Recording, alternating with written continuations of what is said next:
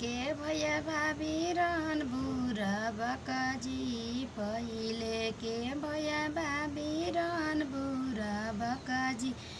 अब के भैया भाभी भैले चानक जी। अब के भैया भाभी भैले चानक जी। पहिले के भैया भाभी रहुए बुरबक जी रहले बुरबक जी। अब के भैया भाभी भैले चानक जी। अब के भैया भाभी भैले चानक जी। पहिले के भैया भाभी रहले बुरबक जी। अब के भैया भाभी भैले चानक जी।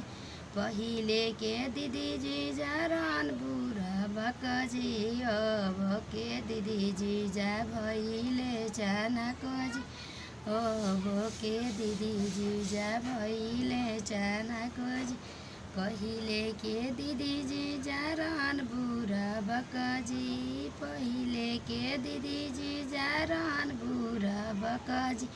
अब के दीदी जीजा भैले चानक जी। अब के दीदी जीजा